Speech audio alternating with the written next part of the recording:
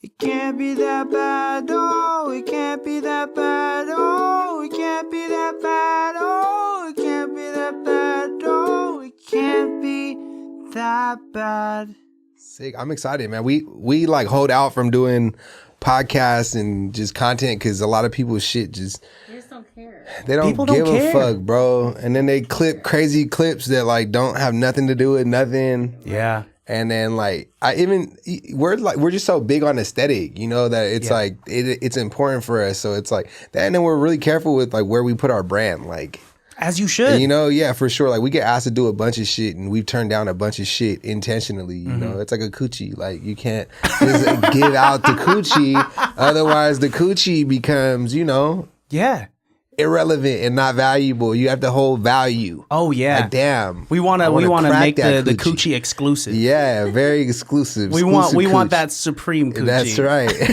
We want that red bottom coochie. I don't want that slung peck.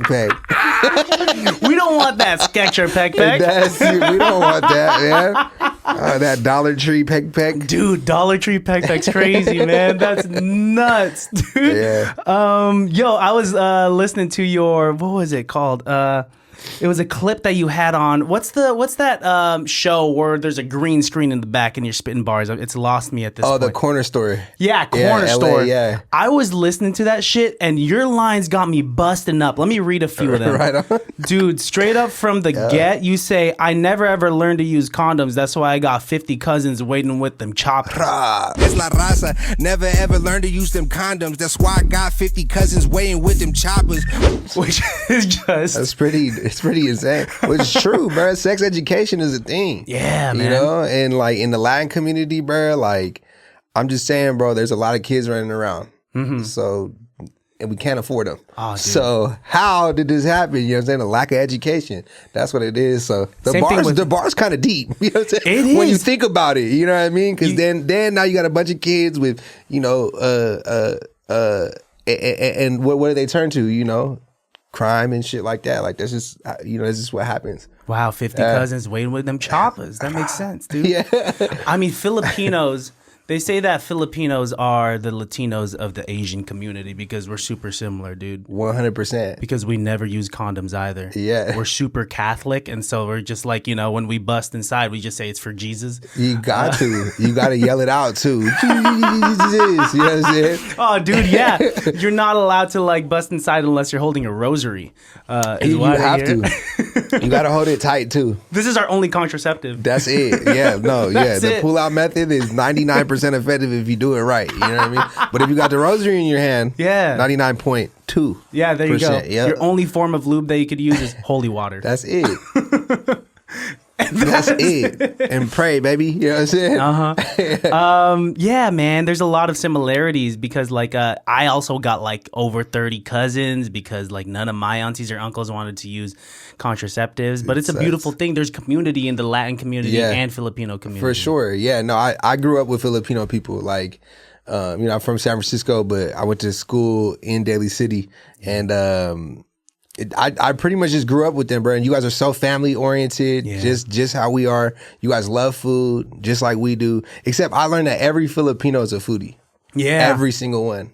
If we want to go viral, we ask the Filipino people, hey, where should we go next? And there's always a tuck spot, you know what I mean? That somebody's fucking, you know, cousin owns, right? Exactly, dude. Yeah, dude, it's dope. I love Filipino people. I think people think I'm Filipino. Really? You get that often? Oh, yeah. What do you think it is? Dude, I don't know. I really don't. I speak a little Tagalog. That's what it is, I think. You know what I mean? What's your favorite Tagalog Tagalog word? I'm always peck. I shouldn't even ask. I should have known that already, dude. Nah, I like masarap. You know what I'm saying? I had to learn how to say that. Masarap, fool. You know what I'm saying? But dude, you guys have a great culture. Like I really do love Filipino people. All my ex-girlfriends was Filipino, so I'm like honorary Filipino in that way too. Oh, you got to meet their family and everything, dude. Yeah, man. There's a lot of similarities, like we were saying, man. And I can see that. I can see Filipinos loving you a lot. You got that energy, is what it is. You got this confidence. Thank you. You know what it is about you that I know makes you so confident, other than your raps, of course, It's the distance in which you hold the sauce when you're dropping it on your food. That's confident. Oh yeah, that's trust. That's more trust than when you're in it raw. The rosary, yeah, straight up. Yeah, you know what? I'm really good at that. I got good aim. I got great aim. I don't miss. You know what I'm saying? No, it's really all about the distance away from the white. See, today I'm wearing black. You know what I mean? Trying to slim myself down on the camera, but you got to hold it away from the clothes. You feel me? And then it's really just the angle. You got to be concentrated. You got to be focused. Mm-hmm. But you gotta have fun. Man. You know what I'm saying? That's the most important part. You gotta have fun when you gotta make this sauce on there. Chicken sandwich look more incredible than what it does. Oh, you know what I mean? Dude, I commented on one of your videos because you were holding, I don't know what it was, an oyster weird, or you were squeezing that thing in front of the camera. I said, hold up, my mom's on this app. Yeah, right. Yeah, we've gotten a little, we make food fun. You know what I'm saying? We have to. It's a little provocative sometimes. You know what I mean? And the best foods are shaped like that. You know what I mean?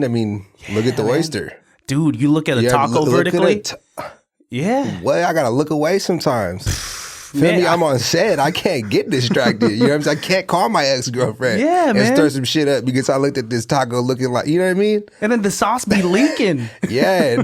Straight up, I'm like, oh, God. But you gotta stay focused. Like I said, you gotta stay focused, man. Yeah. And you gotta be monogamous with the food because you can't be like eating 20 of them. Yeah. We can't get like real sleuthy with it. Nah, you can't. No, because then you get lethargic. You know what I'm saying? Because see, it's tricky. You know what I'm saying? We make it look easy. Yeah, but it's hard. It's hard, man. You know what I mean? We got to keep it to where we don't get sleepy, where we don't get dirty, and we make it cute and fun and sexy at the same time. You know what I mean? Damn, dude, you really got a whole like it's calculated, man. You're surgical with this. 100%. Wow, eating with the white tea on. First of all, one of the scariest things out there. I don't know how you do it. Yeah. And also another reason why I think you're successful with the Snack Sensei is like, okay, there's factors in regarding to be a successful foodie. First of all, you gotta look clean. You gotta have clean fingers. I've seen some mukbangs where they got some things underneath them fingernails, and I'm like, are you adding to the flavor of this food? And he's like, oh God, it's a little extra gunk should make this go crazier. And it's the teeth. You got nice teeth, brother. Thank you. My last name is Quadra, and we joke around. It's like a family inside joke. My brother who passed away, he used to be like, "You're a Quadra." He's like, "You got Quadra teeth." You know what I'm saying? He just repped our last name super hard, so we're all really proud of our big, beautiful teeth. You know what I mean? It really runs in the family. Somebody got little teeth, we're like, "Get out of here with your chiclet teeth." Yeah, right. Chiclet. Are you part of the family or what? Like, when Someone's we grow adopted. They were buck when I was little, you know what I mean? But you grow into stuff, you know. So we used to get made fun of it, for it, here and there. But yeah, I'm so proud of my teeth. Hell yeah, dude. Hell yeah, I could bite into ribeye steaks like nothing. Oh, you can rip that thing off like a caveman. This is a fucking steak knife. You know what I mean? Yeah, fuck that. You can bite a mammoth raw. Where does the bark come from? Because you're so good at the bark. Right on, bro. Can I hear your bark? Oh, dude. Okay, you know why I love the bark? I'm gonna tell you why I love the bark. I love the bark because everybody got a different bark. You know what I mean? Like, some people got a Chihuahua bark. I've heard bull mastiff barks. You know what I mean? Like, it's just really fun because it's primal. Yeah. You know what I mean? Like, and it's fun hearing somebody bark for the first time because you never know what it's gonna sound like. Yeah. You might see the most like gangster looking dude. You know what I mean? And then they bark and it's light. You know what I'm saying? Squeak. And I've heard deep fucking demon barks from little 4'10" girls. You know what I mean? Like, you know what I mean? So it's really cool, man. It's fun. What's Ozer's bark like? I don't remember. Isn't it like really? Can you get your bark one more time? I am what I eat. Yeah, that's right. I don't know if I should say that. Oh, no. Filipinos, calm down. It's a joke. It's a joke, y'all. Yeah, dude. But I have a bar in a song that said, I said, everybody let me know I can't slow down. I got the bae barking like they coming out the pound. What up? You know what I'm saying? Is that from your latest from MIGOSZN? Yeah, from MIGOSZN. Yeah, Shout out to, shout out to that. Shout out to you and Serge, right bro. On. Serge 2-time, you know, talking about that's my partner, man. I love Serge because he, you know, there's a lot of people around us, you know, and he's just somebody who's constantly showing up and showing love and supporting. And I got homies who are like, well, you don't do a project with me. And it's like, bro, because he knows the role, you know what I mean? He understands. And that for us right now in the position that we've created for ourselves is like super valuable, you know? Yeah. Like we just did 415 Day. It was lit, you know what I mean? And it's like, you know, some of our own family doesn't even pull up to that, you know what I mean? And, you know, I get it, people got kids and shit like that. That's fine. But like it's other people who, you know, don't, you know what I'm saying? Just, you know, choose not to show up for whatever reason. It's like, you know, so we really appreciate when people show up and show out, you know what I mean? So shout out to Serge 2 times and shout out to MIGOSZN, man. Yeah, MIGOSZN, that project is, it's really special, you know what I mean? Dude, I think it's quality. Yeah, I think we branded it really well, like, from like the torta jokes that we used to make, like with each other online and shit like that. Like random people would just send him torta memes and shit like that, and then like same thing with me. Like random people would send me shit, you know. And so like we branded that like just him being my friend, my homie, you know. And I think that like gained like people's interest, and then us dropping the project and calling it MIGOSZN, and you know just being from where we're from, like Latinos in San Francisco and the Bay Area. It's like, you know, in California, unfortunately, it's like there's a lot of politics, and it's like if you're not on this side of California or this side of California, if you understand what I'm saying, like the politics of it, it's like it's really hard to get people to pay attention because unfortunately the culture doesn't appreciate just, you know what I mean, good music, you know what I mean? Like, I'm not saying that the political shit like that isn't good music. I'm just saying that as a Latino, sometimes you get caught up in those politics. And him and I, bro, we're just cool cats, you feel me? We're just money-making players from the Bay Area, man. That's it, you know what I mean? And we're really proud of, you know, who we are and stuff like that. So the whole concept of that project was like, you know, I'm half Nicaragüense and half Mexican, and then he's Salvadorian. And so we just wanted to keep that kind of concept going, you know, and just represent, you feel me? So Benny Blanco, we got him to shoot the cover for it. And then on the cover, we had this brand from San Francisco called Immaculate Living, and they do like Guatemalan like fabric, you feel me? So they actually use like tela, which means fabric from Guatemala, wow. Feel me? And they do like these custom one-on-one pieces. So we just wanted the whole project to really just highlight like just being Latino, you know what I mean? So I think we did a good job, and I think it landed really well. Yeah. That and the motherfucking tape slaps, you know what I'm saying? It's 11 tracks, it's 28 minutes, it's very palatable, man. Yeah, dope. Thank you. You said this thing on a podcast. It might have been the Happy Hour show where you said like, you know how to say your shit. Your bars are actually very deep. You just know how to make them sound like turned up. Yeah, no, for sure. Yeah.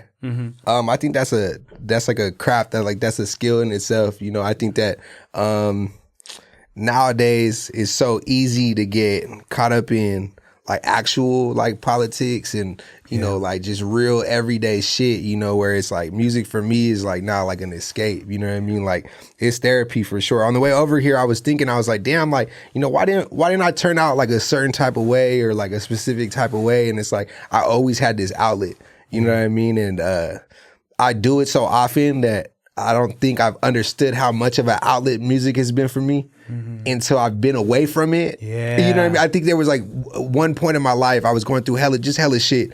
And then I think I wasn't in the studio for like, it was only like a month.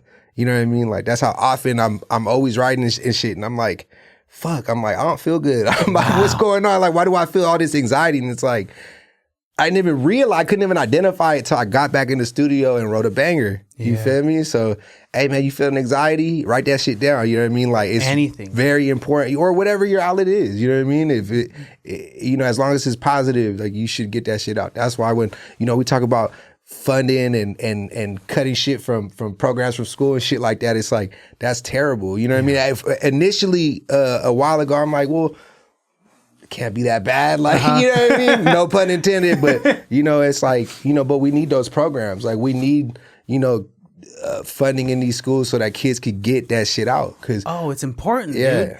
There's been so many guests that I've had on here when they talk about their origin story, they say it's because of some sort of extracurricular program that existed in their high school. Yeah. Or or in their community college. Yeah. And if we don't have enough funding to be able to like have those extracurricular like activities, then these people might never find their passion and they might end up being an accountant. And there's nothing wrong with accountants out there. That we all need accountants. No, we definitely do. I was thinking about that the other day. Like, it's crazy that you said that, because it's like, you know, if I hadn't, I had a moment where I just felt super overwhelmed after the Empire thing, you know, and I broke down. I started crying after we left the Empire Ghazi meeting, because it was like, you know, like I've worked towards something like this my whole life, and I learned that, you know, it's not about like this one destination. It's like a buildup of a lot of little things that happen in your path. And I was like, damn, you know, I'm so proud of myself for not ever changing who I was. You feel me? Because while we were at that meeting, they're like, everybody's so excited to meet you. You know what I mean? Like, you know, we could have had anybody like here right now, but we chose you because of your personality and like, you know, what you bring, you know, just to the Bay Area and San Francisco and shit like that. And it's like, I had so many people tell me like to change, you know what I mean? Like, oh, you know, like I have my own family looking at me crazy and shit like that. So it's like, you know, like that whole time I remained authentic. And it's like finally paying off. So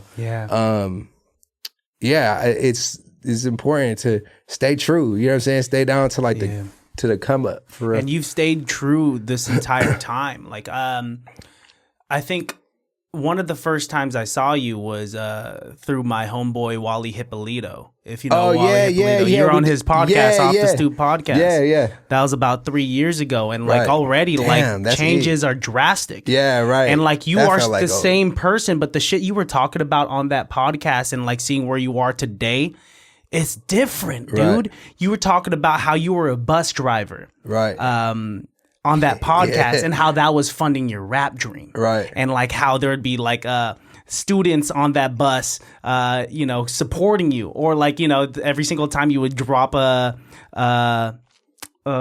video, the first comment would be from the student whose name was Jack Hoff. Yeah, right. Boom. Middle schoolers, dude. Genius. I would never have thought of that. Yeah, right. Shout out to Jack Hoff. Yeah. It's my boy. And then shout out to years even before that. I was trying to people like, what's like the earliest thing that I could find of yours in regards to music? And it was this music video from 10 years ago, Roman numerals. You're shooting that shit in Embarcadero. Yeah, man. And you were just some youngin', man. Yeah. And like it you saw almost me throw up that West Side since back then. Oh yeah. Dude, what a time. Well, okay. Yeah, that's crazy. Flash back to that time. What was Grand O thinking around then, and what would he think of Grand O now? Grand O back then, man, I think was just like anybody else, like just trying to figure it out. You know what I mean? I used to work as a server, you know, and like I think my whole MO back then was I need to get good at rap. I want to get good at rap. I want to get good at rap, and it didn't matter what that meant. You know what I mean? Like, I was just trying to put up as many reps as I could, you know, but at that specific moment, you know, like, I think I was breaking away from trying to get people to like really rock with what I was doing. And then I think at that, like when I dropped Roman numerals, that was like the first time I was really like, okay, cool. Like I'm going to just like start hitting the gas really hard here. You know what I mean? And stop being like afraid or stop feeling like it's not good enough. You know what I mean? Like, I think at that time I was proud of like the growth that I had made. But it's crazy because if you listen to that, like, I mean, it slaps. You know what I mean? Yeah. Like, it was 10 years ago. I've been at it for a very long time. But, you know, it's like, it's changed. You know what I mean? And that's an amazing thing to, like, look at where it was and where it's at. But I always tell people, it's like, people want to hear, I have people around me who are like, I remember when you dropped Roman numerals at the Embarcadero Plaza. And then it's like, I remember when you were driving that bus. And so people have been paying attention, like, they see that progression. And I feel like everybody wants to get to the tip of that pyramid without building that base. And like the tip of that pyramid is like the weakest point. It's like this foundation is the most important part and nobody wants to build it. Everybody wants to just skip 1, 2, 3, all the steps to get to 10 or 100, whatever fucking step. And that's what I'm saying. Everybody got a different amount of steps, but no, you got to take step 1. And Roman numerals, in a lot of ways, was like my 1,000th step, but publicly it was my first. Wow. Right? You know what I mean? Like, dude, I got files on my phone where it's like, I'm talking crazy. Like, you know, they have no concept of like how to write anything. You know what I mean? It's just like free ball spitballing, you know? So it's important to like, I feel artists, like a lot of artists are scared. You feel me? Like they just, you know, they're afraid of like what people might think or say or whatever. But it's like, you're damned if you do, damned if you don't. Exactly. We build what the fuck we're building right now and people still got something to say. And it's like, I'm tired of people pleasing. Yeah. You know what I'm saying? Like I got to sleep with myself at night, and that's who honestly I'm worried about. You know what I mean? Like if I feel content with what I'm doing, and that's all that matters. Cause today, you know what I mean? Like people, I don't know what people say about my music. I don't give a fuck. You know what I mean? Cause I tell people all the time, I'm like, bro, just make a fucking slap. Like, I mean, it's not that deep. You know, I shout out to my homie Quake Beats. He really got my brain into thinking about how we treat music, and it's similar to like Lil Russell's 10,000 shot theory. Yeah. It's like just fucking put the basket up. You're not gonna make that basket every time. You know, like I always compare it to a batting average. It's like if you're an incredible hitter, if you can get on base 3 out of 10 times. I think I said this on the Wally podcast. I did stay true because I'm still thinking like this, you know, but it's just about implementing it. Sometimes it takes time. Like a lot of people ask us like, what's next? And it's like, we don't know, you know what I mean? We don't know what's next, but I think if we just keep doing what we're doing and we give it some time, it's got to grow, you know what I mean? And it's cool that your success in both facets have not diluted your train of thought of this 10,000 shot theory, of going up to bat, of being able to of putting in the hard work. Because I feel like a lot of people, once they get a taste of that success, they're just like, all right, then it's all easy from here. Yeah. No, when you get up there, I'm sure you've already witnessed, like now you got to stay working harder. Yeah, right. You got to keep up that momentum. Yeah. And right now, I mean, like, people that haven't started yet, they're like in a good position because you haven't started yet. Just start. Yeah, there's like no expectation. Exactly. Just yet. Yeah. It's I don't know, dude. Like, and you've got a lot out there. Like, and they're slappers, dude. Yeah, right on, bro. Like, they're fun. I appreciate it. Thank you for making social media fun again. Hello, you know? Man, I appreciate that. I really do. That's lit. I don't know what to say to that because it's like, I mean, that's been my whole, you know, that's been part of my whole mission. Like, you know, what we've done is we've been able to bring culture into it. You know what I mean? Like, we're not just foodies. Yeah. I hate that fucking term. Like, I hate the term foodie. Yeah. Like, oh, he's a foodie. Don't even call me a food critic. I'm not. You know what I mean? I create content around food and I make music. You know what I mean? And I feel like, without giving ourselves too much credit here and humbly saying, like, I feel like we started a wave out here. You know what I mean? And I think a lot of people look to what and how we've done things, you know, whether, you know, we inspire somebody and then that person inspires somebody else. But, you know, we brought a wave to the Bay Area in a way that I think people are starting to see right now. Yeah. And it's incredible. I'm excited for the music to really like fizzle in there, you know, because we're so dialed in with the Snack Sensei and like, you know, everybody loves pepperoni pizza, but not everybody loves you know, hip hop, right? Yeah. Or rap or even country, you know what I mean? But pizza's for everybody, you know what I mean? So it's just a more universal thing. So I can't wait till, you know, people really understand that I do both. Yeah. And I can do both really fucking well, you feel me? Yeah, because we'll post like a rap video and people be like, I didn't know you made music, bro. Your shit goes crazy. And I'm like, that's funny because, you know, we post it, you know, often, but also you're fighting the algorithm. You know what I mean? Like, shout out to the algorithm, though. You know what I'm saying? I fuck with the algorithm. It's your favorite, dude. Yeah, nah, it's listening. So I'm like, yeah. Because you've been rapping for what, 12, 13 years now? You said like since maybe when you were like 15-ish, right? That's when you first started, right? Yeah, something like that, yeah. And with that, it's cool because like, if people recognize you for Snack Sensei, that only pours into the bucket of Grand O, you know? Yeah, 100%. And that's dope. And vice versa. Right. And whatnot. But like, it's what the larger picture is that you are navigating these things with quality. Right. Regardless if it's food or if it's rap, because you could do both very well. Anyone could just review any food in their car on a tray. Right. But you do it well. Man. And it's because not because of those factors what I was talking about before, like nice teeth and like cleanliness and whatnot. Keep going. But it's because nice teeth, cleanliness, and good bark, and sense of style, baby. But it's because clear like skin, you know what I'm talking about? Pinky ring busting. Oh, dude, you gotta have that pinky ring when you're eating, right? Yeah. I wear it on my left hand. Let these hoes know I'm married to the gang. You know what I'm saying? Okay, baby. Dude, I wish I could talk as cool as you. I'm from the Bay Area, man. That's where it comes from. You know. It is. I was born in this shit, bro. Like born in Frisco. Yeah, born in San Francisco. Okay, but I come from immigrant family. Like I'm first generation, so there's a lot of. I think that really added to like who I am. You know, like, yeah.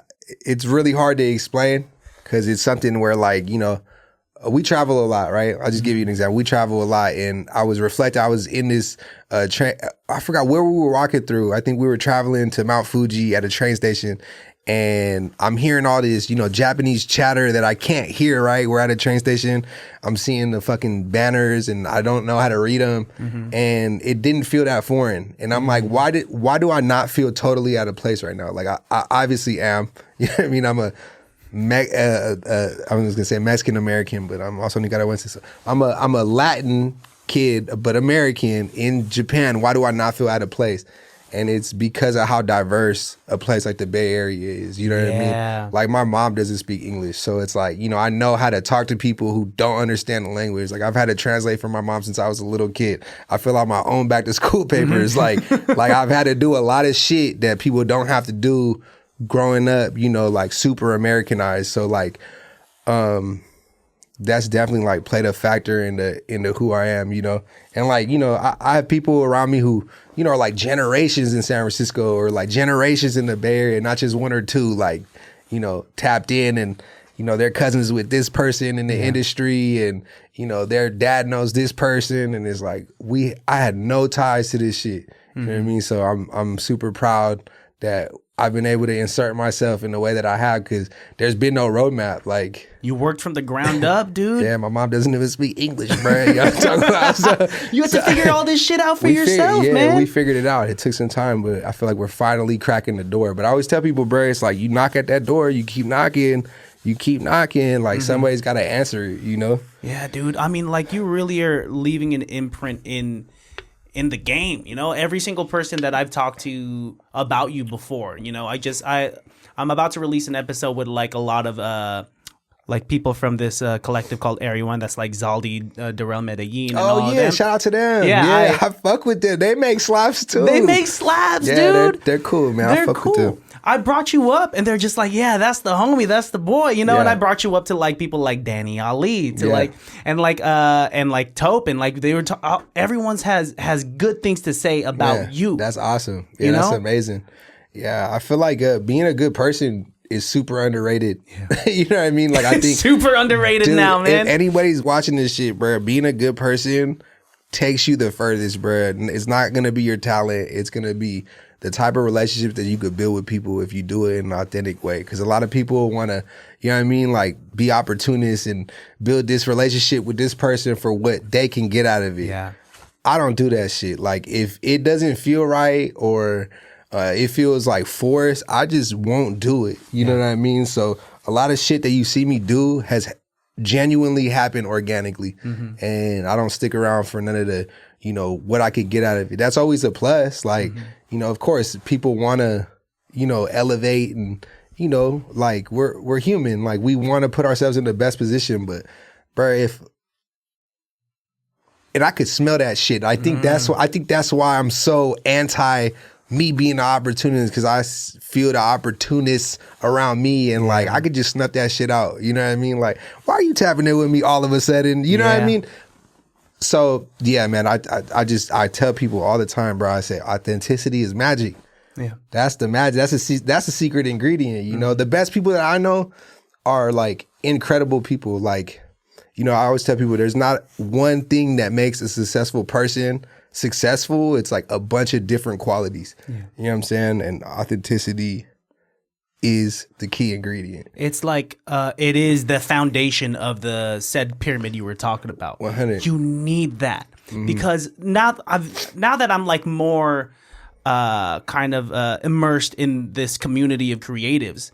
Even at my level, I could smell opportunists from a mile away, like some snaky people. Yeah. When like, I don't care who I'm talking to as long as they're dope. It could be like, I've had people on this podcast that don't even have a social media. Right. In this day and age where your social media following is currency, sure, that helps and whatnot. But the people that I want in my home, in my studio, are authentic people that I could like really shoot the shit with. Right. It was your energy that I really gravitated toward. Thank you. And your attention to your craft. And I knew that I was going to be entertained. Like this was going to be such an entertaining conversation, when I had you here. Dope. And that's why I want you.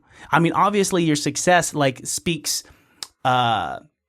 it's a bunch of stuff that you've worked toward, and like yes, your social media following and your success on social media says something, but like now that I got to meet the man today in my studio, I'm like, yeah, no, it makes fucking sense why everybody wants to hit up Grando. Appreciate it, man. You put out a story yesterday or something like that, saying like, why all of a sudden all these people want to start hitting me up? Out the woodwork. Yeah. But yeah, what's the deal with that, dude? They should have been knowing that like you were. I told you, people seen that story. That story broke my record for the amount of story views I ever had on Grando. We do fucking numbers on this next essay, but yeah, a lot of people saw that story. How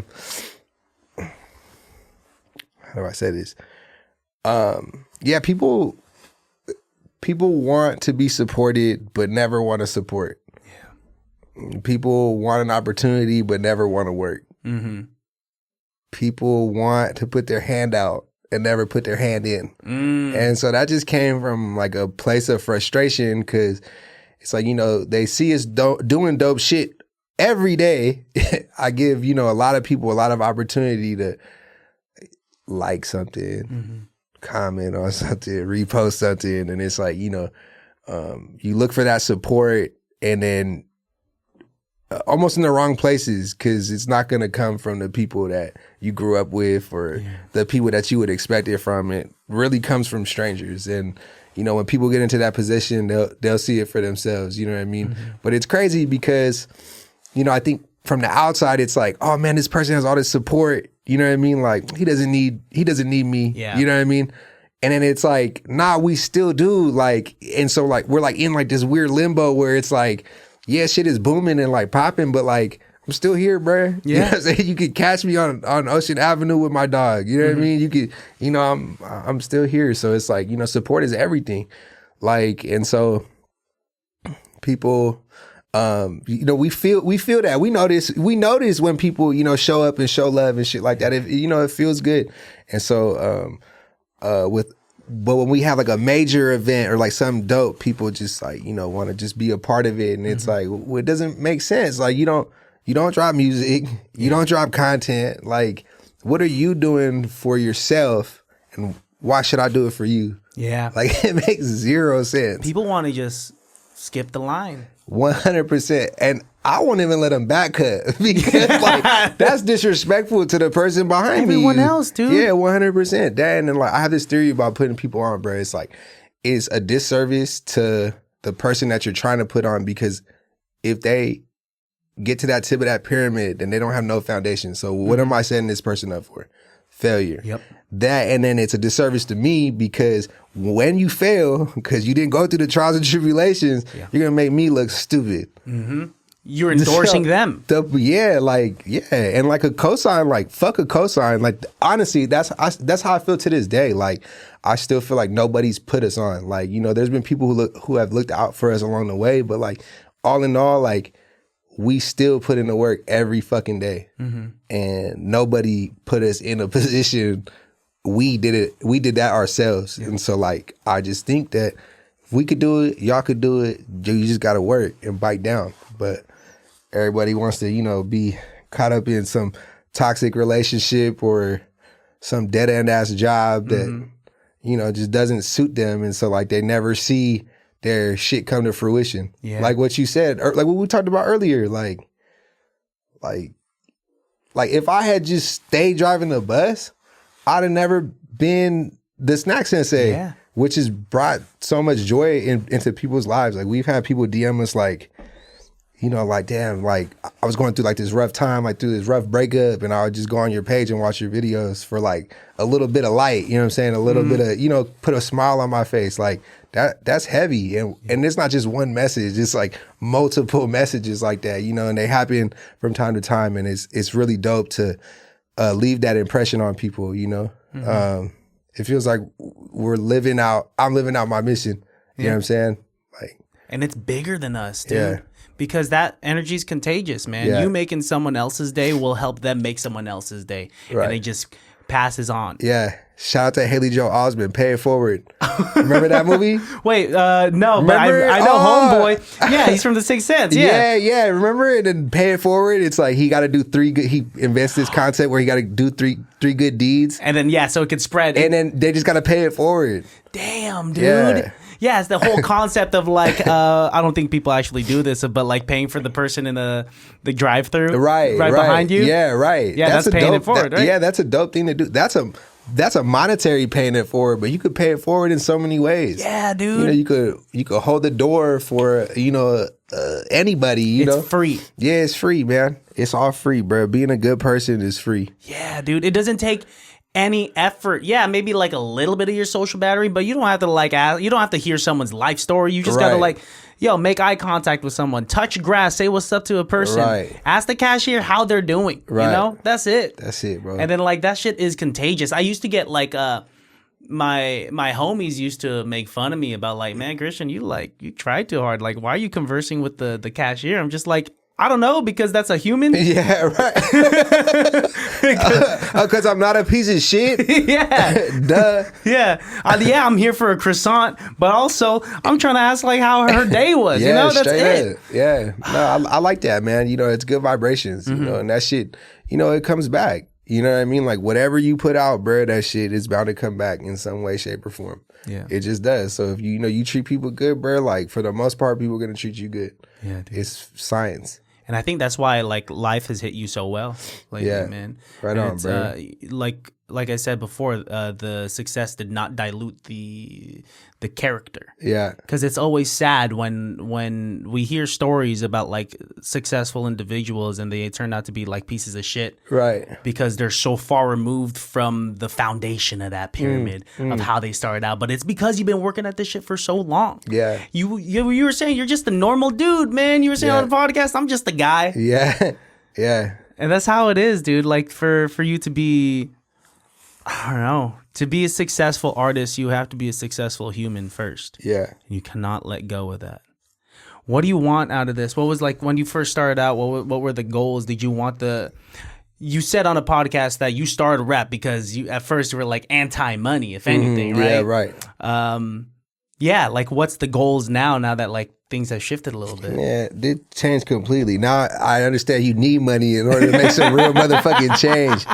So yeah, I mean, I've definitely over the years have like grown out of that mentality in a way where it's like, you know, like you have to accept the reality of what things are, and like we live in America, bro. Like eggs are $30. Like, So expensive, man. So you know that's if they don't come back cracked on the way 100%. back home from the grocery store. Yeah, right. And if you got $5 million, one of your cousins could be here living in America, right? So like, you know, money makes this motherfucker go around. So the goal, man, is to just keep growing. You know what I mean? Like keep growing and expanding, and I think just visibility right now. You know, like the end goal is, I feel like it's always changing. Like the end goal, what I've learned in the amount of time that we've grown is that you have to be happy. You know what I mean? Like with you and what you got going on. Like it comes a point where it's like, whose cosign are you looking for? Like which validation is gonna make you feel validated? And it's like none of that matters if you don't love what you're doing. Yeah. You know what I mean? So I think because we've been throwing pebbles at the water and we seen it ricochet, like now we just want to see the wave. You know what I mean? Like we really want to leave an imprint and just, you know, it's always been about a legacy. You know what I mean? Like, you know, what we could leave behind after our time here is done. You feel me? And you know, legends live forever, baby. You know what I'm saying? So that's what I want to do, man. I want to keep continuing to inspire people and, you know, just let people know that, like, as serious as shit could be, it's like, you know, it doesn't have to be. You know what I mean? It's not that deep. Dude. It's not that deep, but it is. Yes. But it's not. It's not. And money matters, but it doesn't. It's this perfect middle place you got to be. I'm a Libra. Mm-hmm. Yeah, I understand. What do they say about Libras? We're always looking for balance. You know what I mean? Gotcha. Yeah. It's like that yin and yang. I got to learn a lot about that. I'm a Cancer, and I feel like I'm heavy deep into like one side of everything. Yeah, sometimes. man, you're emotional. We get along. Some of my favorite people are Cancers. Really? Oh, yeah. You guys are real people who really feel shit. Dude, I wear my heart on my sleeve. I'll cry right now. Yeah, I'll cry with you, baby. Come on, let me slam down this little Asian pear seltzer, man. We getting there. It's not bad, right, dude? And it's like a healthier option for them seltzers. There's no sugar. It's only 90 calories. I wish they would sponsor this podcast. So if we just keep drinking it enough in front of the camera, maybe they'll see. Yeah, maybe the label's out, huh? What were you like as a kid, dude? Were you always like this, like rambunctious and confident? Yeah, I think so. Yeah, I'm the youngest, so like I think that just has a lot to do with who I am. Like, you know, the birth order is kind of important. Like, okay. I was the last, so by the time my oldest sister is 9 years older than me, and I'm the youngest of 5. So everybody was running around riding bikes and shit, and I'm sitting there like, what the fuck? Like I can't even walk. Like I'm trying to go. I'm a baby. I'm trying to run. Like, you know what I mean? So I think I always try to run before I knew how to walk. My mom has this story. Like we used to live on like, you know, this fat ass hill. Yeah. And I had like this little trike. And honestly, this is like one of my first memories. I think I was like 3 years old because we moved out of that house by the time I was like 4. So it had to be before 4. And I'm like, let me go. Like I want to bomb the hill on this tricycle. Before 4 years old? You can ask my mother. You know what I mean? And then she's like, no. She's like, you're gonna, you know what I mean? Like telling me no. I'm like, I'm pretty much in baby language, in toddler language, saying, fuck you, mom, let me go. I'm finna, you know what I mean, mob down this hill. And, bro, she let me go, bro. And, like, you know, it's a trike. So, like, you know, like the pedals just started going too fast for my legs to keep up. No. And then there was a parked car, like, in a driveway, bro. And I just slammed right into the car. I dented the car and hella shit. And the guy was, luckily the guy wasn't a dick. And, like, you know, this was the 90s. So people had a little, you know, more concern for other people. And well, it's not like you like AAA. It's not like this guy comes out and be like, all right, get your license. Yeah, right. Come on, I need to take down this information, man. Nah, but I did it with no helmet too. What? You know that's just how I grew up. You know what I mean? No like helmet.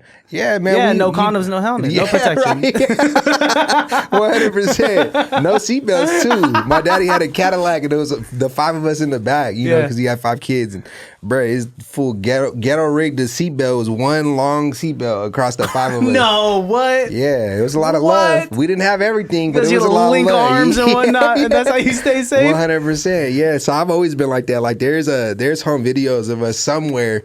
What we used to do, like before content was content. You know, when everybody had literally like America's Funniest Home Videos, like people, you know, would try to do shit. We had this thing called Kids Are Dumb that we filmed, and it was just like a bunch of little mini skits and shit like that.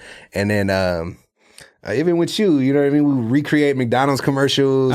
There was like an episode we did with like Maury, you know what I mean? Like just like those old talk shows. Yeah. And then there's one that I remember particularly. It's like Nelly. You remember you brought up Nelly. Yeah. Nelly was my first favorite artist, for those of you guys who don't know. And there's a video of me in like 4th grade, just like straight, like just rapping his lyrics and shit. So I've always been like kind of hyphy. Super hyphy. I think it's in my spirit to be like that. You're meant for this lifestyle. Oh yeah. What's your favorite Nelly song? Damn. Mine right now is EI. Yeah, I like Country Grammar, I think. Ooh, Country Grammar, you cannot cannot beat that, dude. I mean, we should bring back the Band-Aids on the cheeks, man. Yeah, right? Yeah, you should have a phase. I usually put Band-Aids on cheeks now. You know what I'm talking about? That's a crazy thing to say. Yeah, talk about like Bobby, come on. For real. Man, you spitting bars even when you're not rapping. Come on. Wow, Band-Aids on cheeks, man. I could not come up with that, dude. Yeah, Nelly was like a whole thing. Like, if you were not slapping Nelly in the 90s or the early 2000s, then like, yeah. Was that even a good childhood? Yeah, I would strongly disagree. I would say no. It was kind of crazy how, like, I don't know how old you are, but I'm 31. But I remember me being like maybe 6 or 7, and everyone in elementary school is slapping "Hot in Here." Very inappropriate. Right. Yeah. Right. Freak dancing. What? Yeah. So take off all your Yeah, clothes. right. I'm like, whoa. We didn't even know what we were saying. Yeah, not at all. I was just hot. Yeah, it is. Temperature-wise, it's hot in here. Right. Yeah. We can't afford AC. I can't. I was just shit. Damn, who else was popping back in the early 2000s, man? Bro, we were rapping a bunch of wild shit that we had no business rapping. Like, First off, fuck your bitch and the click you clap. Bro, what? I was little. Crazy. 50 Cent in the club. Bro, it was all over. Like, think about the WWF, bro. Mm-hmm. Suck it. Dude, bro, the amount of times? I've been telling people suck my dick since 2nd grade. Yeah. I didn't even know what a dick was, bro. I knew. My shit was in the way. Man. I remember I was in, I think 3rd grade, and I was a good kid, bro. Like, I told my mom the other day, I'm like, you know what's crazy is that, like, you guys we really have respect for you guys. Like, we didn't try to, go too far out of bounds out of respect for you guys, you know? And I think one of the few times I really got in trouble, I was like in 3rd grade, and we all love wrestling, you know what I mean? So, like, in D-Generation X, yep. And, we were on the blacktop, and my kickball had like ran into like some 5th grader. He kicked it in the opposite direction. And I said, what? I said, suck my dick. I said, suck it. And then my 3rd grade teacher walked by, and she was so surprised. You know what I mean? Because, I'm not a bad kid like that. I'm not getting in trouble like that.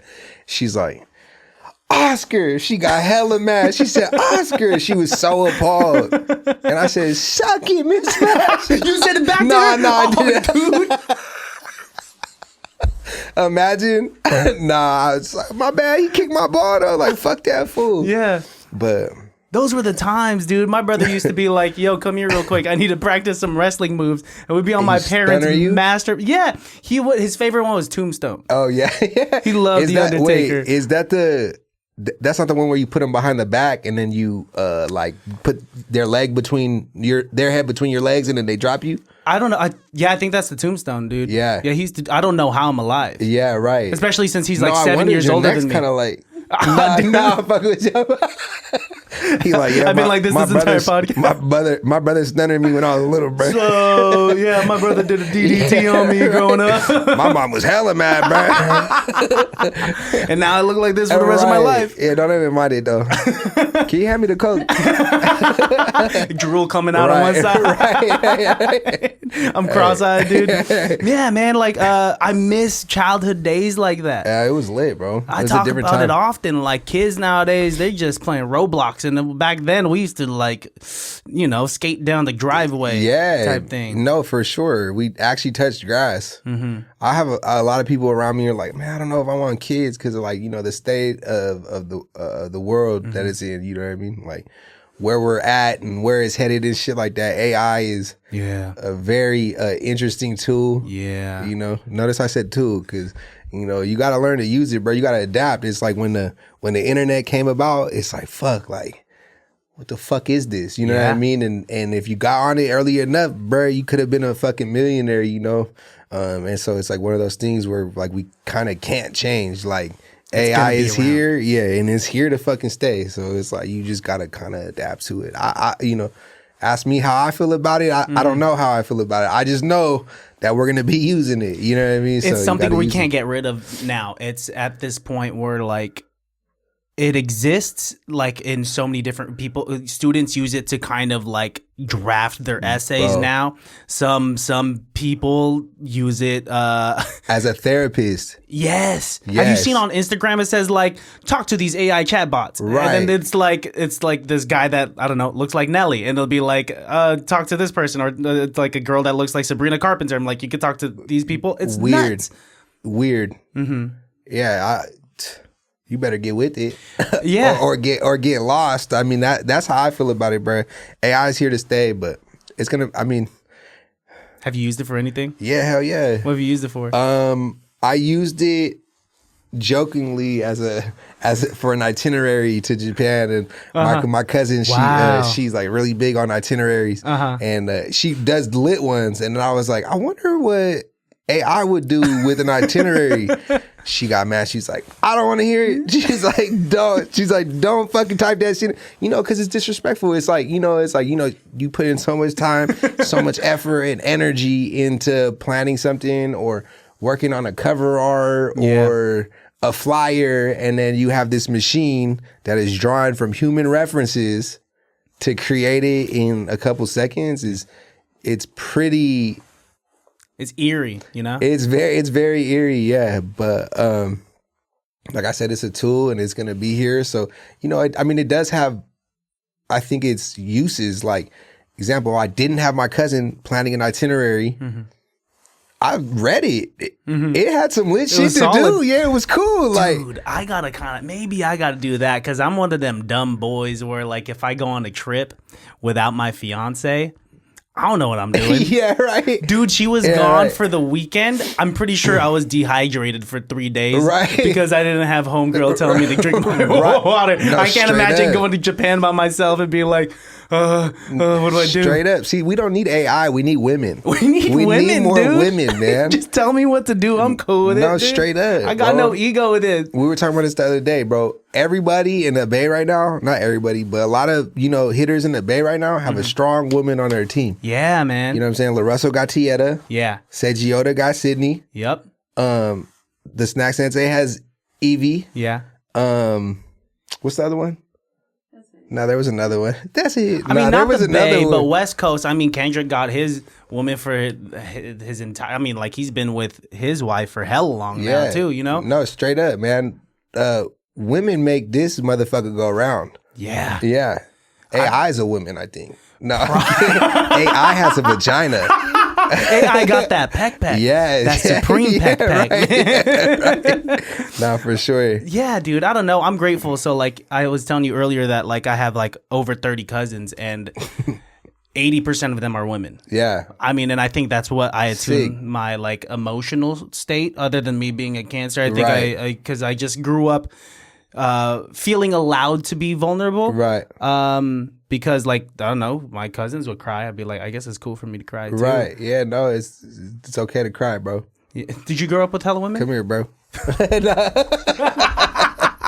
I did, yeah. My family's like super matriarchal. Yeah. Yeah, 100%. They run the whole entire family. You had like a strong grandma, like a No, I never really met I met my mom's mom, I think once or twice in Mexico. Yeah. When I was a kid though, like very like much a kid, like don't really remember it. But I do remember her energy. But no, I didn't grow up with grandparents like that. It was really just like my mom and my sisters.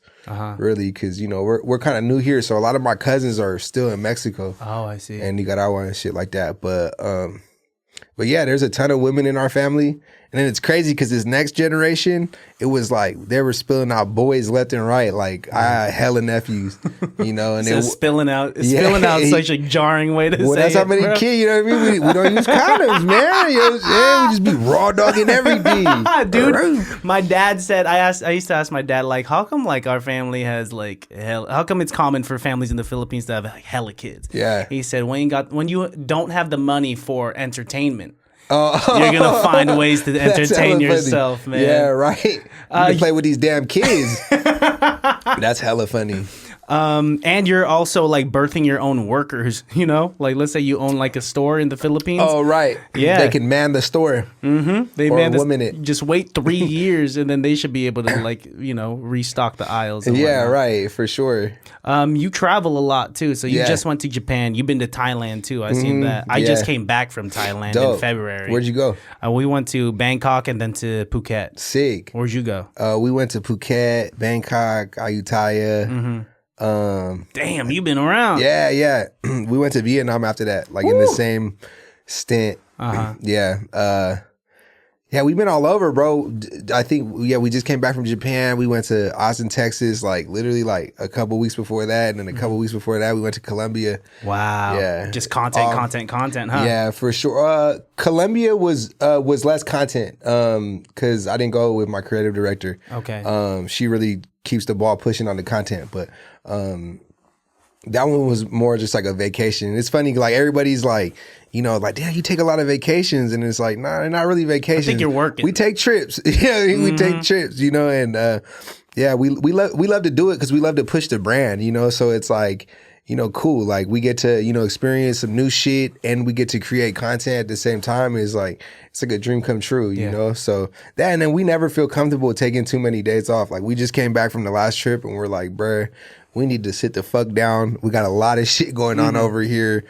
We're not taking no trips for a couple months just to, really keep our hands here, right? Because, it's easy to just keep creating everywhere else, but like our base is the Bay Area, and it's important to focus on it and stuff. But yeah, we love traveling. I feel like it's hella helped the music get better. I was in Japan, and we were waiting in line at this onigiri spot. Yeah, and dude, it'd be lines in some of those spots in the cracker Japanese spots. So I'm sitting in line, and I'm just like, damn, like I'm really in Japan right now, about to eat some onigiri. Yeah, I'm juiced. And then I was like, man, every time I leave the country or leave the city, like I come back and make hella bangers, you know what I mean? And I was like, damn, it's cool. Like I'm barely entering like my prime in terms of like, just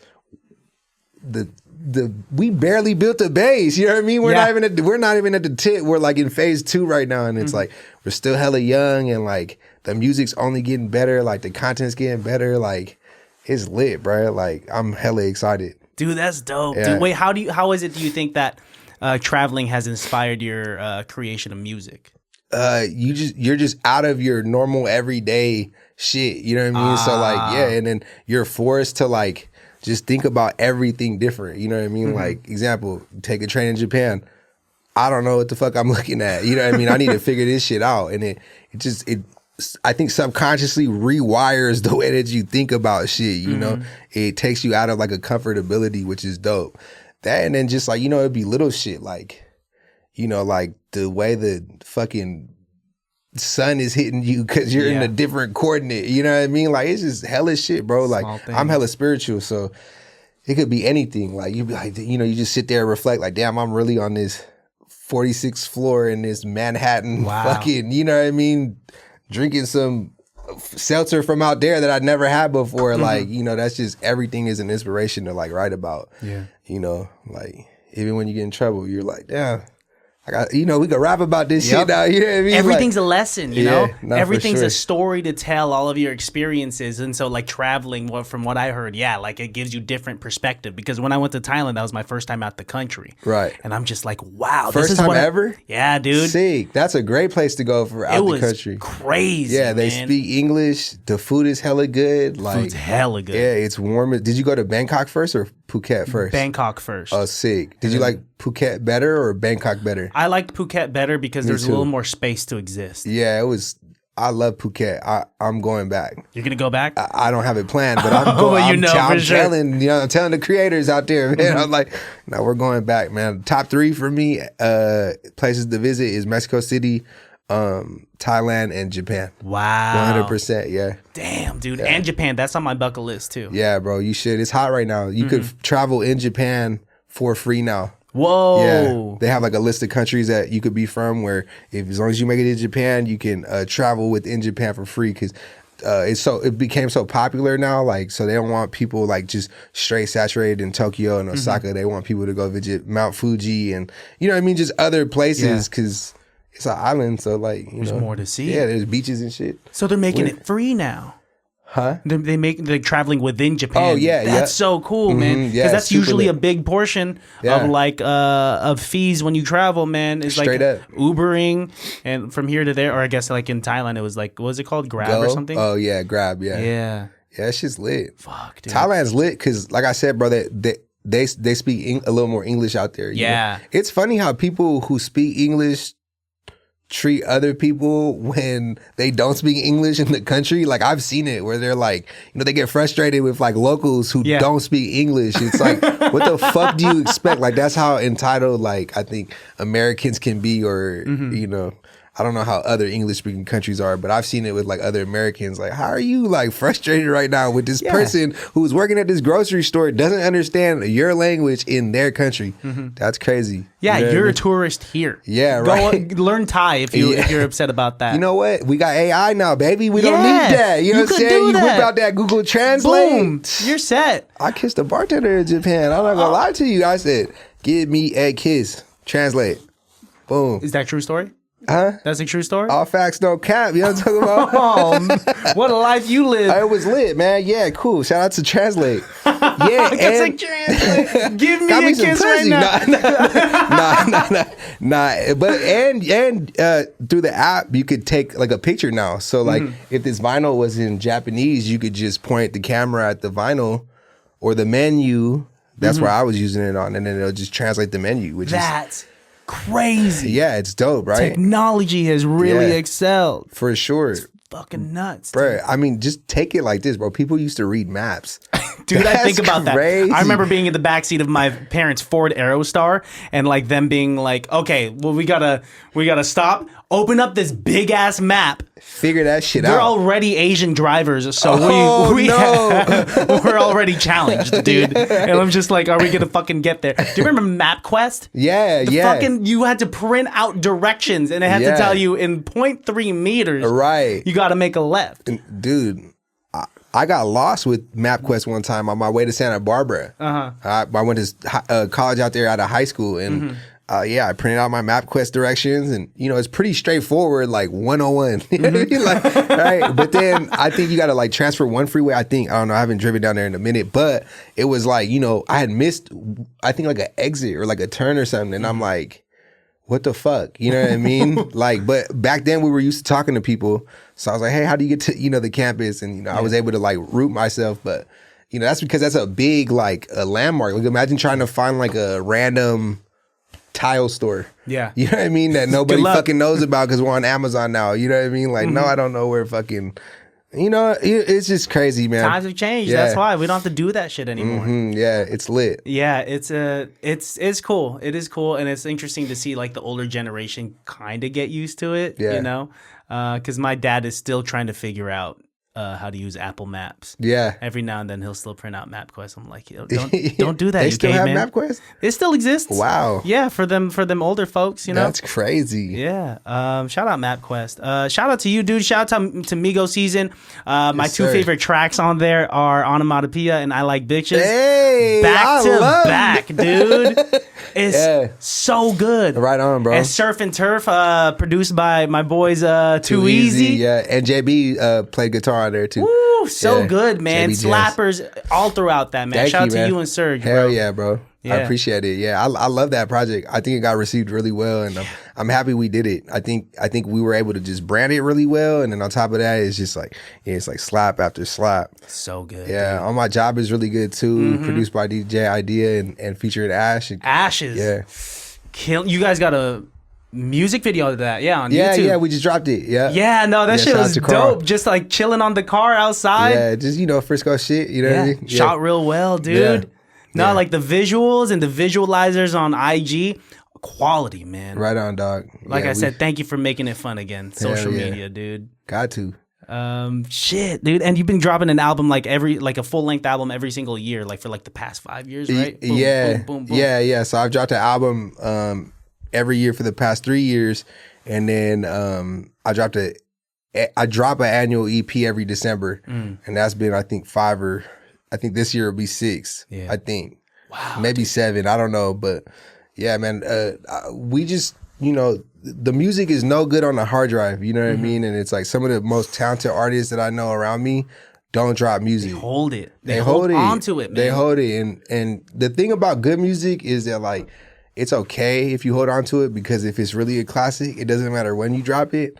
But sometimes music has, a little bit of a timestamp on it. You know what I mean? So it's like, if you're using like a certain sound and beat, it's like, you know, the style of beats change over time, you know what I mean? So it's like you can't hold on to shit for too long. And then I hope you're getting better. So like, you know what I mean? Like, you know, like, you know, if you wait, you know, a year and, you know, you got hella better and then now you're stuck with this song that like was good at the time, you know, people want to see you grow. You know what I'm saying? People want to see you drop that Roman numerals video or they want to see you just progress all in all, you know what I mean? So it's timestamps, dude. When you drop it when it was meant to be dropped, and then you go look back at that thing 5-7 years later, you're gonna be like, wow, I've grown so much. Yeah, for sure. Not that any artist was like whack when they did drop, or if you were, but like it's just like it's just like, hey man, like that's a journey that we could witness with you. You know? For sure. Like it was cool being able to go back to your like discography, bro,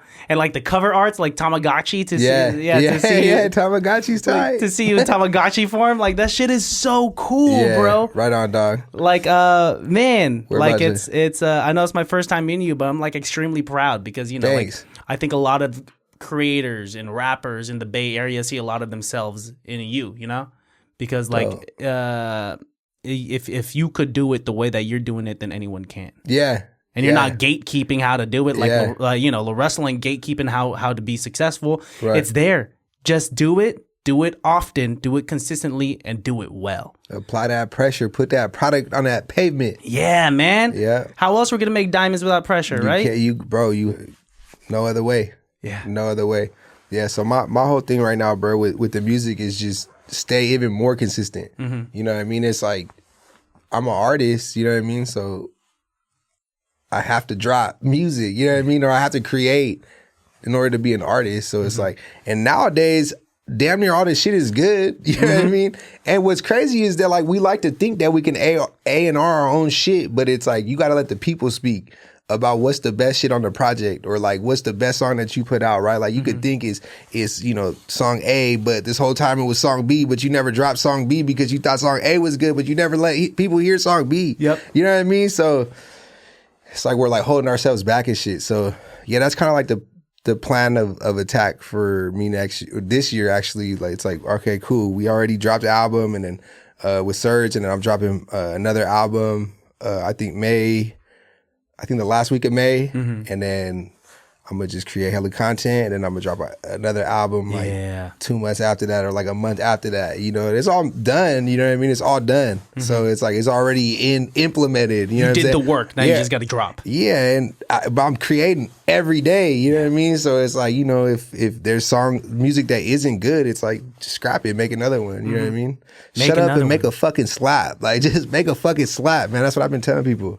Dude, make it slap. Make it that's slap. That's such a good sentence. Just like shut up and make a fucking slap. Make a fucking slap, man. Nobody fucking cares. Yeah, it's that lack of filter that's gonna make people dope. You know? Yeah, right. You gotta stop holding yourself back. 100%. Wow, because like I'm a singer, and I've noticed that like when I stop thinking about it too much, that's when I sing the best. Yeah. You know, like I've come up with this thing because I sing covers and whatnot, and like I'll record it with all my equipment here, and then like, you know, I get really picky and OCD with like how good it is, and I start getting in my head about it, and I've come up with this like concept that works so well for me. It's called the fuck it take. Okay. Like, have you ever had a take where like you have like a good take on like on the track you're spitting on, and you're just like, fuck it, I'm gonna do one more just cause.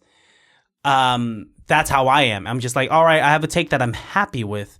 Let me just do one more. And if it doesn't work out, it doesn't work out. Now that I've lowered the stakes, I'm that much more free. My voice is more fluid. And then I'm like, I fucking killed that one. Then I end up using the fuck it take. Yeah.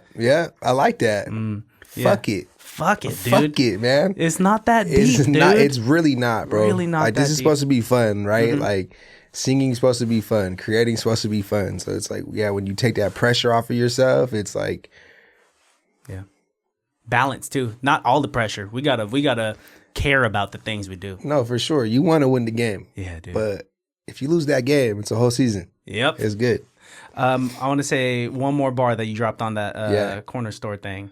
She nasty, ooh, my St. Ives ashy. My whip fits 6'5" bitches in the backseat. It does. And she nasty, ooh, my St. Ives ashy. My whip fits 6'5" bitches in the backseat. 6 to 5 bitches or 6'5" Yeah, bitches? Okay, everybody, you know it's crazy. Nobody's asked me that, and everybody thinks I meant like these gargantuan bitches. Because that's like, dope too. Yeah, these you got Amazonian women. Like, what's the whip you're driving in? A fucking Cybertruck, dude? Yeah. No, I got an old school. I got a Grand Marquis, and yeah, it fits 6 to 5 bitches in the back. You know, it's a bent seat in the front, and then you know those old cars are like big in the back. So yeah, I met 6 to 5 women in the back seat. Yeah, for sure. Yeah, 6'5" bitches is crazy, dude. I love that visual. It can still be 6 to 5 women. Yeah, right. But they're all still 6'5". Yeah, right. I don't think they women fit at that point. I meant like, you know, like average size women, like 6 to 5 is cool. But then we got, you know, the middle seat. You know, I got that hump in the middle. You know what I mean? Yeah, they can't fit through that. The elbows are gonna be hitting the ears. They can't hear the music no more. They're not having a good time. Oh yeah, their neck gonna be like this, right? Looking like me after a tombstone. Right? Yeah, right. 100%. It's funny because like so many people have like tripped off of that line. Mm-hmm. And like people have literally said like in comments like, "Wow, 6'5," and I'm like damn, I really did not mean it like that. Grandos into them Amazonians. Right? No, I do like tall women though. Mm-hmm. Yeah. Oh, you climb them. That's why. Yeah, right. Like a tree. Oh, dude, I got me a 4'11" honey. Is your wife or fiance 4'11"? She's 4'11", dude. Oh wow, she's tiny. She's tiny. Yeah, nice. So she's definitely far from 6'5". Yeah. So we got different tastes. That's man. cool. You're still taller than her when she wears heels. That's good, dude. Yeah, she has to like jump to, I don't know, to suck my dick or something. Yeah, right. I was gonna say I knew you were going there, but I saw the hesitation. I was like, how crass do I want to be? Oh, I'll just fucking say it. Yeah. Dude, shout out to you. I don't know if you know how we end these episodes, but I'll give you a few options. So Ozer did an improv scene with me because I got a background in comedy improv. Okay, dope. So we could do an improv scene. Also, I could also plug in my phone and we could freestyle because I did that with Frack. Yeah. Or if you wanted to airdrop me an instrumental that you wanted to spit something on, like one of your existing tracks. You got some options here, man. Yeah, let's rap on a track. All right, this that we call this one Mob. You know what I'm saying? Shout out to Don Bailey and Foley. Look, it's gonna drop pretty soon. I think it's the next single I'm gonna drop. I don't know when this is gonna drop, but it can't be that bad. Look, come on, baby, it's Grando. This next Sensei. Look. Hey, sunny weather around the boy money conversation. Smoke good, eat better, that's the combination. Strong arm the whole game, dominated. Got ties to the gang, I'm obligated. M-O-B, that's on the gang. M-O-B, that's on the bitch. M-O-B, got it, I mean. M-O-B, that's what I'm talking about. 2 things I never do, hate and wait. Put the trees in the oven, that's a wake and bake. Like a bat out of hell on the interstate. Police on the tailway, watch me hit the shake and bake. I got the drop out the shop out in Manteca. Sometimes heartbreak is your best teacher. Baby Milo on the Migo, that's a fresh creature. You only need 1 rack to get your best feature. Take a look at my girl, got the freshest nails. Wish I could say the city like I'm Christian Bale. My brother in and out the house, in and out of jail. This was early in the 90s watching SNL. The weather sunny, almost 90 like this BPM. I redline all the motors, watch the RPM. I wore rubber around that woman, want a BBM. You thought your girl was loyal until you saw DM. Sunny weather around the boy money conversation. Smoke good, eat better, that's the combination. Strong arm the whole game, dominated. Got ties to the gang, I'm obligated. M-O-B, that's on the gang. M-O-B, that's on a bitch. M-O-B, M-O-B, yeah, that I mean M-O-B, that's what I'm talking about. I cut off all the suckers, I got no patience. Money coming, money go, bro, I hate waiting. I just dropped another classic, I was on vacation. Turn around and gave my mama a hug like I made it. But I ain't made shit, I worked that slave shift. 180 on the gram, make it make sense. You never fully manifest until you take risks. Fascinated by the cars, money need a good bitch. Woke up, Gary V told me keep going. Appreciate the game, but it's hard to keep going when you not knowing what is left and what is right. I know that up is up, and when it's up, it's stuck for life. I thank God for the blessings and the reward. Affirmations and a prayer, that's the key word. Know on the team, baby, play your part. Face down, ass up, mommy bend that arch. Sunny weather around the boy, money conversation. Smoke good, eat better, that's the combination. Strong arm the whole game, dominated. Got ties to the gang, I'm obligated. M-O-B, that's on the gang. M-O-B, that's on a bitch. M-O-B, yeah, that I mean. M-O-B, that's what I'm talking about. Yeah, I'm obligated, baby.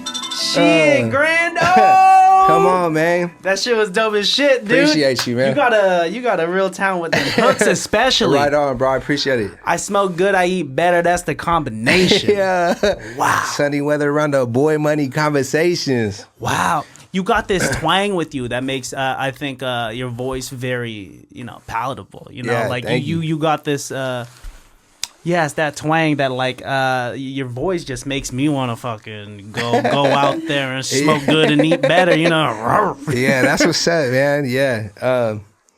Yeah, I've gotten a lot of compliments on my voice, which is dope. You know what I mean? I mean, that's what makes it, so fun to listen to is I think the inflection of it sometimes, I still like, bro, I used to be heavy on like the bars. Like I just wanted to, do crazy dope bars, But now it's like, man, we gotta make this shit slappable. You know what I mean? That's really what I like. Like I like shit that feels good. You know what I mean? So that's just what I be focused on, man. Yeah, dude. And you're doing just that, man. Thank you. You definitely hit the goal with that one. So shout out to you. Shout out to Eva. Thank you for coming through. Thank you for making this happen. I appreciate y'all.